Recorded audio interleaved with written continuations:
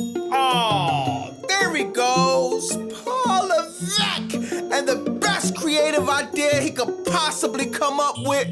This is what we're giving this guy millions of dollars a year for. This is the type of booking we're gonna be stuck dealing with, unfortunately, because some genius at TKO thought it was a bright idea to renew his contract. This is beyond whack.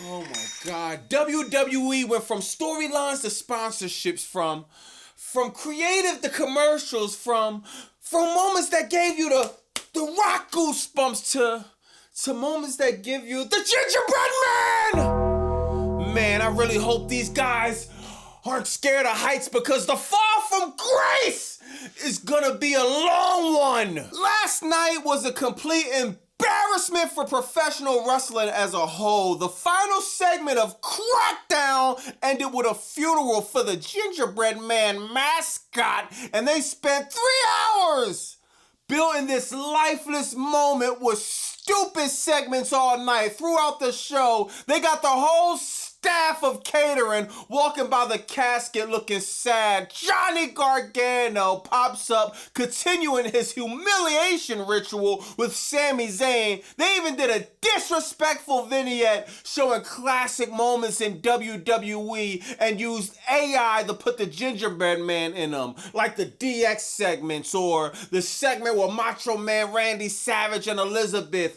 Dog, this was disgusting to watch. Then at the end of the night, they got Little Yachty rising out the casket like the Undertaker, attacking Sami Zayn, and Trick Williams standing tall with the title, which means, guess what, y'all? It's a 99.9% chance Sami Zayn will be winning the US title tomorrow at Backtrash. Great! The segment was so bad, people in Jacksonville started getting up and leaving the venue before the show was over. I can't even make this up!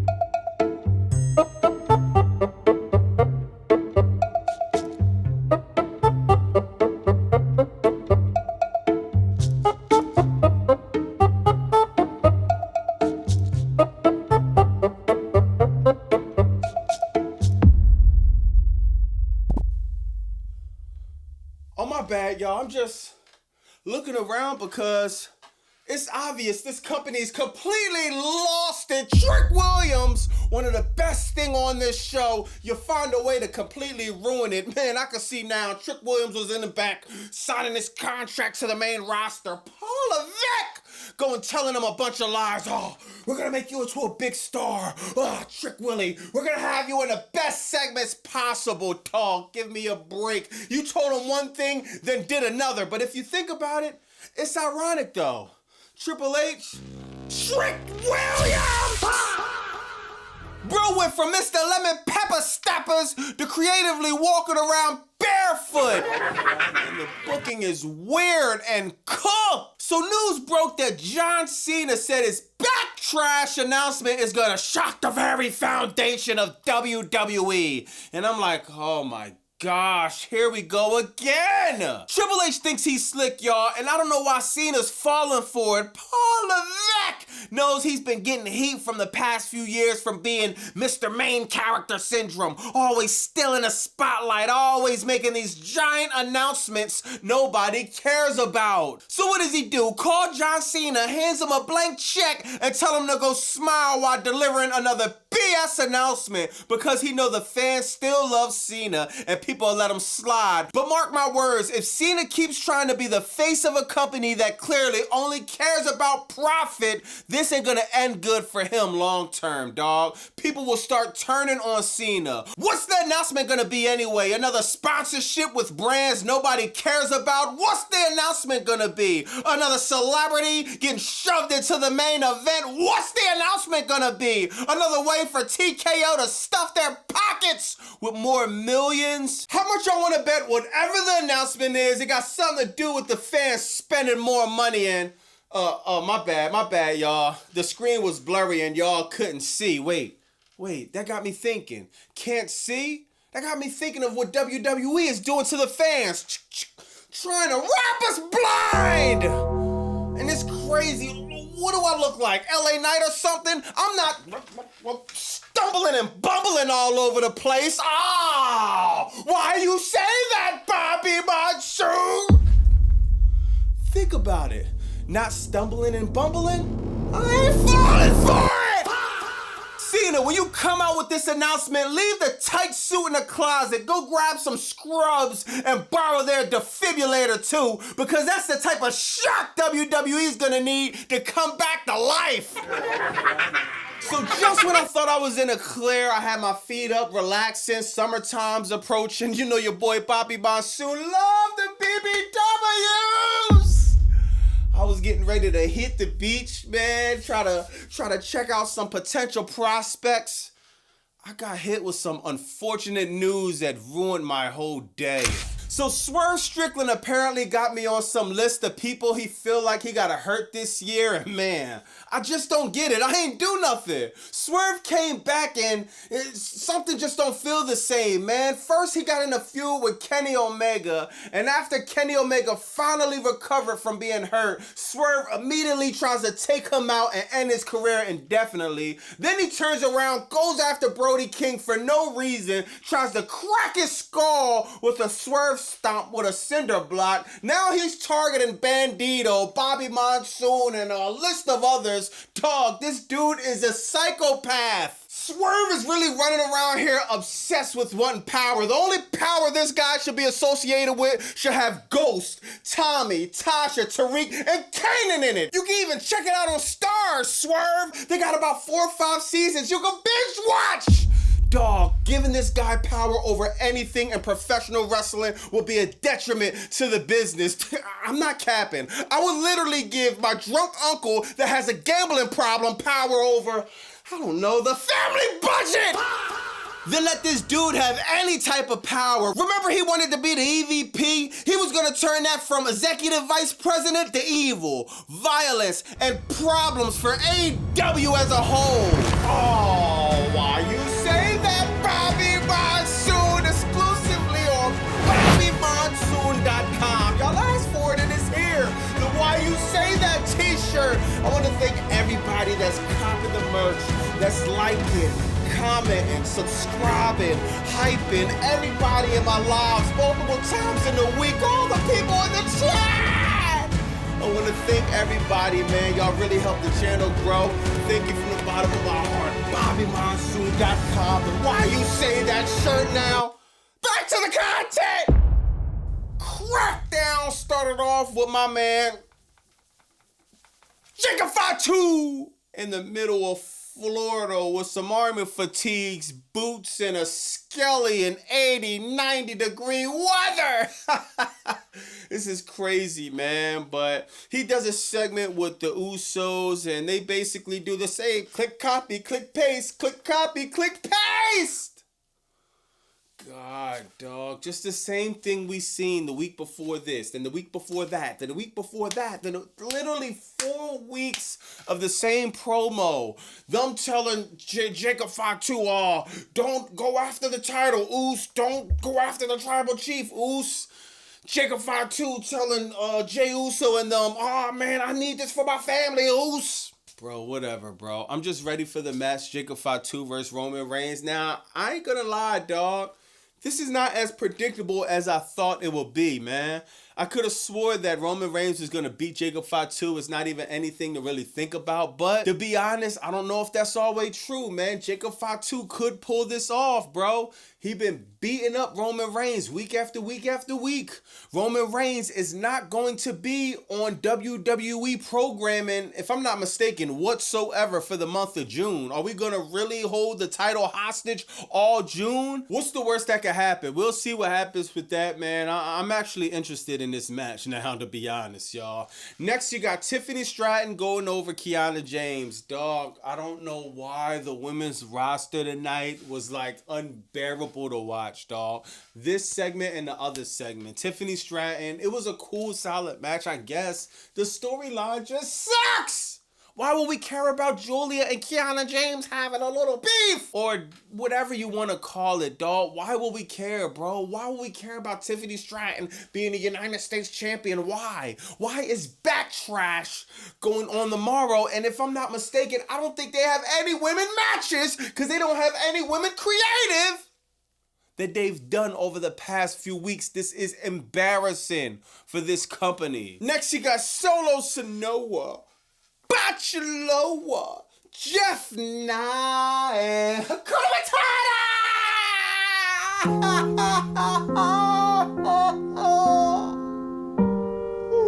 My heart is broken, y'all.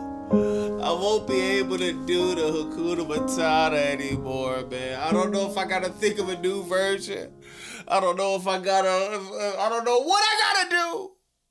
But because of TKO and the budget cuts, they sent Jeff Cobb and who else?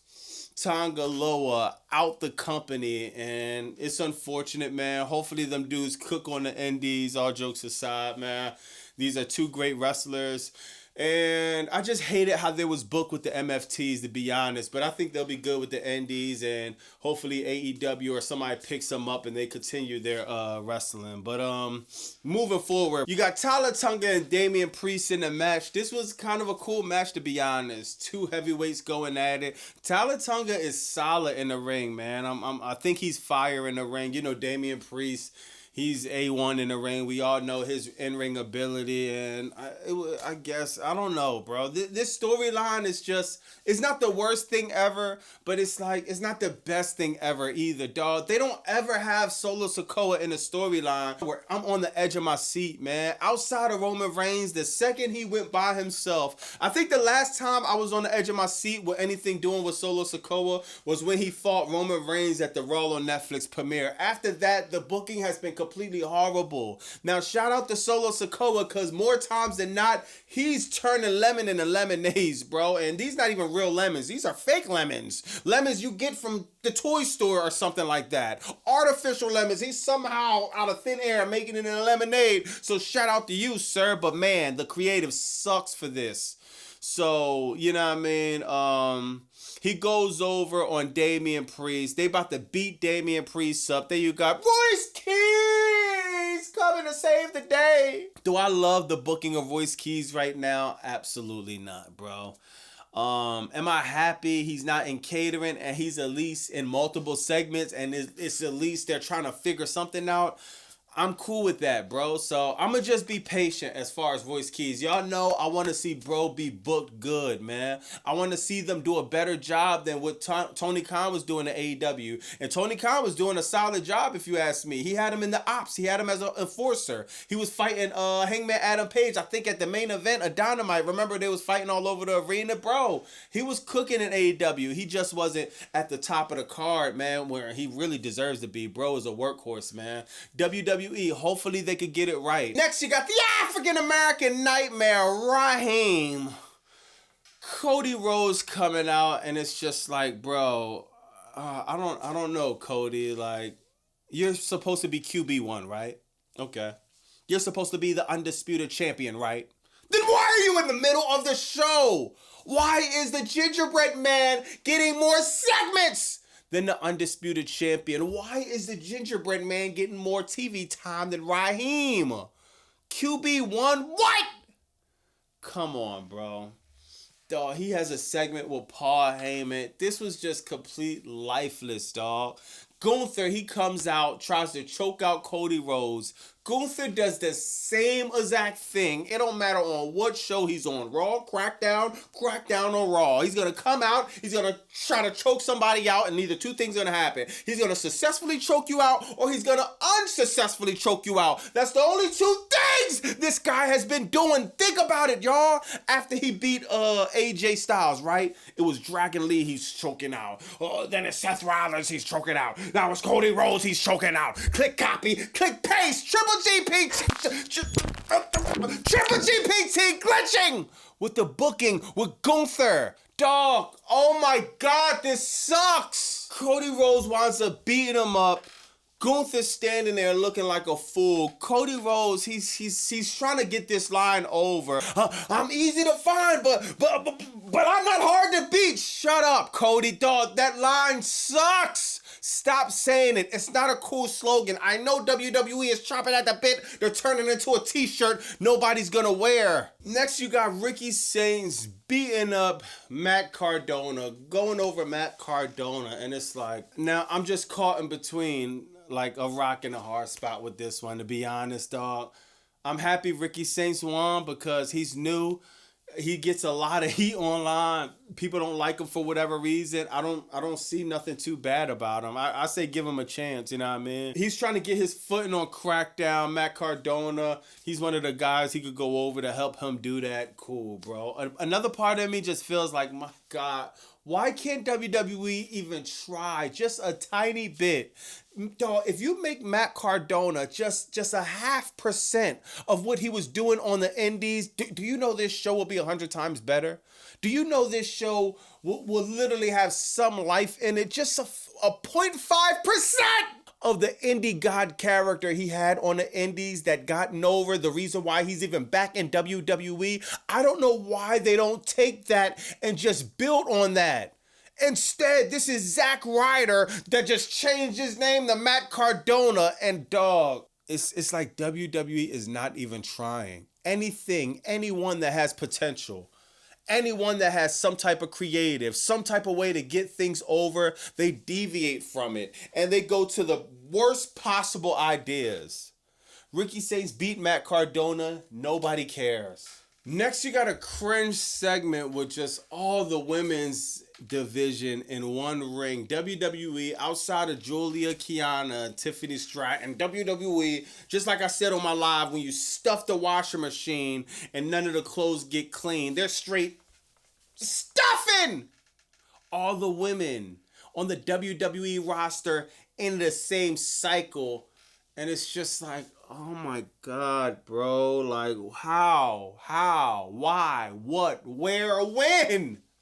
When did y'all come up with this crap? This goes into a 6-women tag where you got Under the Influence, and then you got Charlotte Flair, Alexa Bliss, and Rhea Ripley, yay! And it's like, dog, this match sucked. I'm sorry, bro. It's just, once again, the work was good from the wrestlers, but the feeling is just like, I'm just not feeling it at all, bro. Not even a little bit. But there was a good thing that happened, y'all. We got the return of I don't want no scrubs. A scrub is a guy that can't get no love from me. Sitting in the passenger side of his best friend's ride, trying TLC.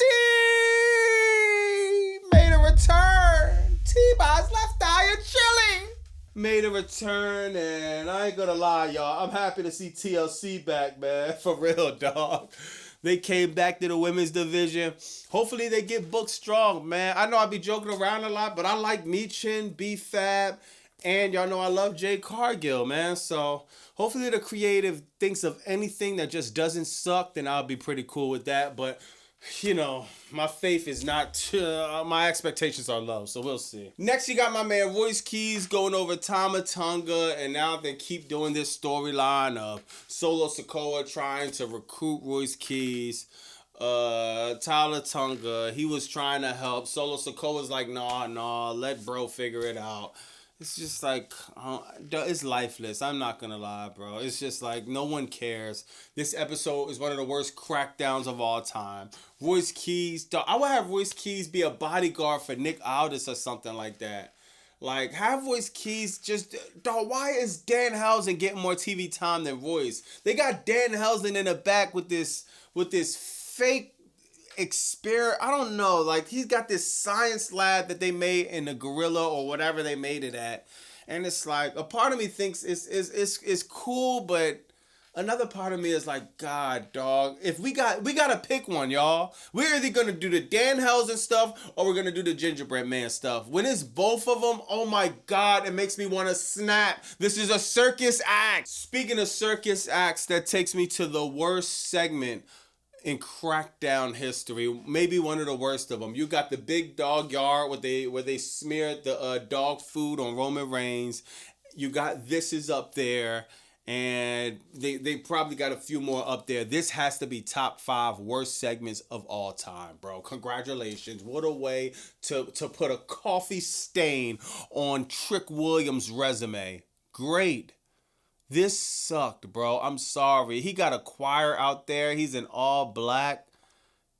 It's just like, oh my God, man. What are we doing? Sami Zayn comes out. And Sami Zayn actually cuts a promo that's like, I kind of mess with. Because he's saying real stuff. Like, what are we doing? This is a mockery, dog. This is corny, man. Then you got your little Yachty rising up like The Undertaker, man.